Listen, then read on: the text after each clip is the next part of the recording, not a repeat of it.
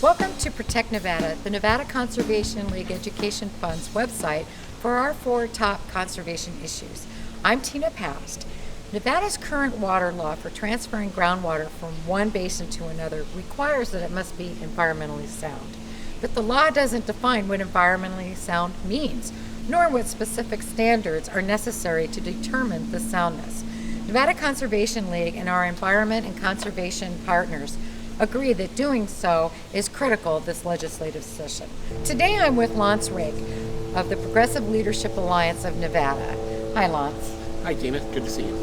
Why do we need to establish a definition for environmental soundness?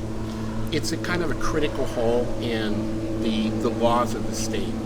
Without that definition, we don't have the ability to protect the natural habitat. Or, very importantly, part of that habitat issue is the human settlements, the human economies that interact with them.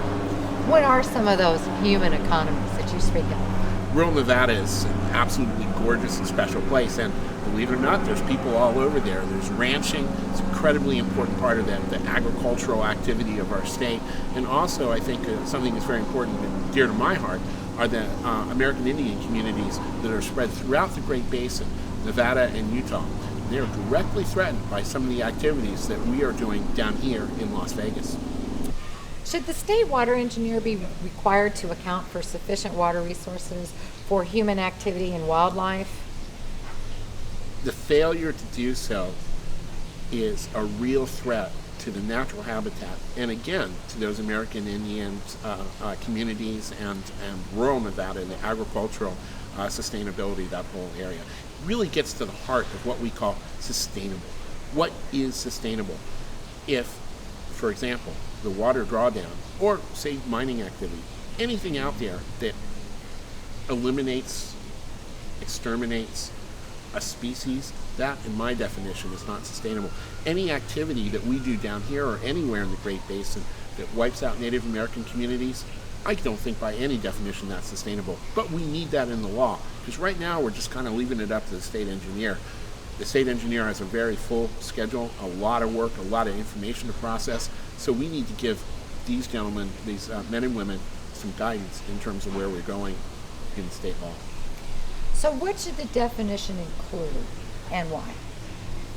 I think any definition that doesn't include the idea of wiping out the basis for a species is insufficient. I also believe that the definition must include protections for existing human economic activity in these communities of the Great Basin. These are very special communities that we should protect, that have a right to exist, that in some cases existed a long time before the Europeans colonized this area. They have a right to continue to do what they do to live their lives. That's an outstanding point. And also, right now, as I understand it, there are no baseline measures and standards at all. And so this legislation would actually establish those. So we would at least have a starting point of threshold of not to go below and hopefully not to exceed. So we do have sustainability. That's a very, very important point, Tina. We need more information just to know where we are. Also, keep in mind the history of Nevada, and that is every spring system that's been allocated has been massively over-allocated. We've dried up spring after spring after spring. We can't afford to do that to this incredibly vast and very beautiful area of the Great Basin.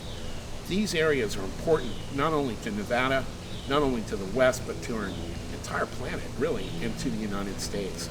It's upwind from the Rocky Mountains. If we dry out these areas, we're going to send clouds of dust into the Rocky Mountains that directly affects our principal water supply.